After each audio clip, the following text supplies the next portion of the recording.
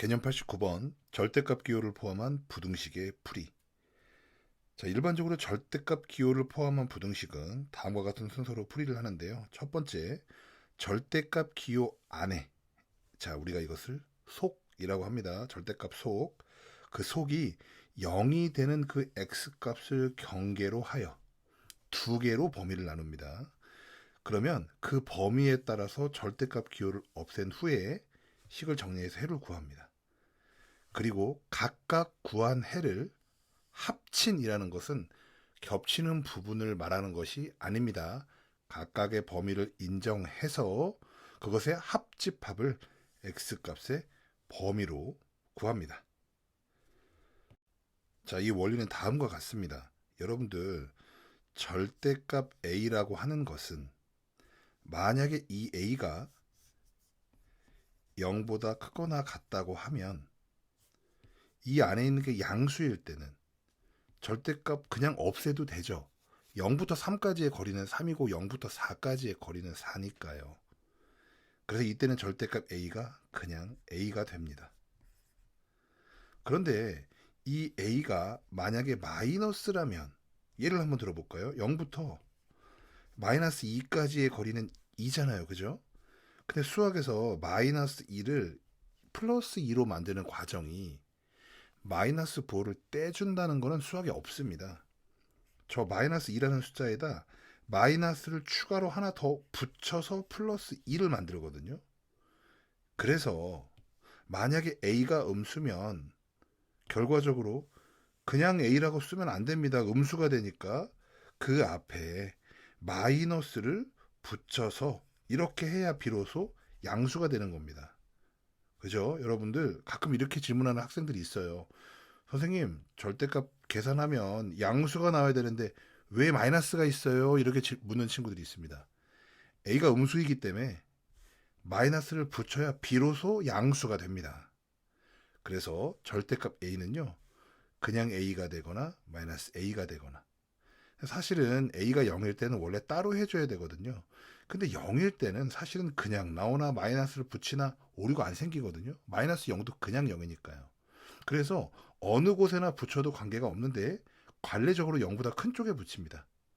해서 절대값이 나오면 이 속이 0보다 크거나 같을 때가 1번, 속이 0보다 작을 때가 2번으로 해서 이렇게 식을 정리를 해주시고 답을 다 푼 다음에 이 범위, 처음에 정한 이 범위랑 겹치는 부분을 답으로 해주고 아래에서 푼 것도 결국 이 범위랑 겹치는 부분으로 답으로 해준 다음에 1번 답과 2번 답은 겹치는 부분이 아니라 마지막에는 각각 답으로 인정해 주시면 됩니다.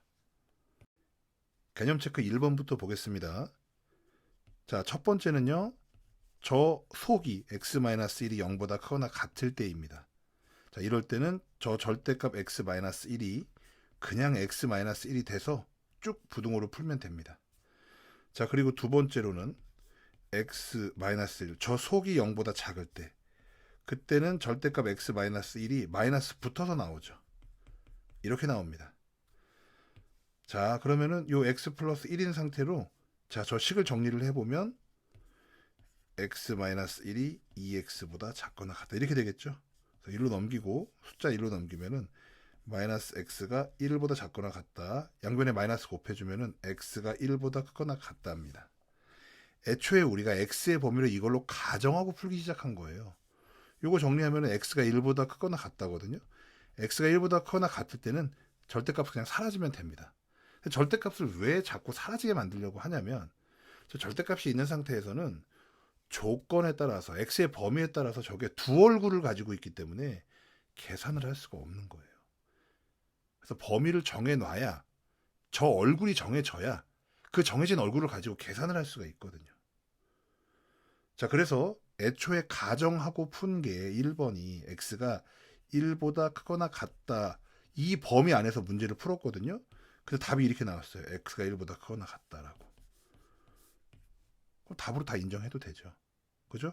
우리가 풀어서 나온 저 파란색 값이 빨간색 범위랑 겹치는 부분만 답인데 싹 다 겹치니까 일단 1번 답은 우리가 여기 지금 1번 조건, 2번 조건으로 풀었으니까 1번 조건은 이게 답니다. 1보다 크거나 같다.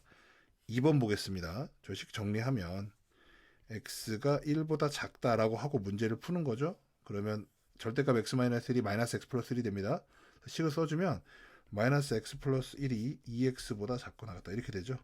넘기고 넘어가면 마이너스 3x가 마이너스 1보다 작거나 같다. 양변 마이너스 3으로 나눠주면요. x는 3분의 1보다 크거나 같답니다. 자, 그러면은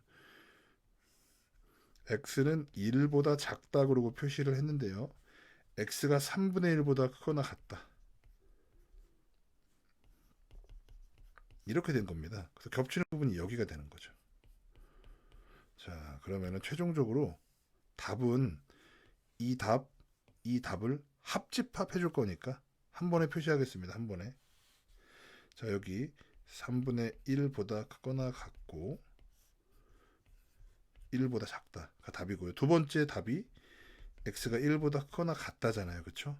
그럼 이게 합집합이니까 이거 두 개를 합치는 거기 때문에 마침 여기 이제 구멍이 막혔네요. 그쵸? 그럼 이거 한 번에 쓰면 되죠. x가 3분의 1보다 크거나 같다. x가 3분의 1보다 크거나 같다. 이렇게 써주시면 됩니다.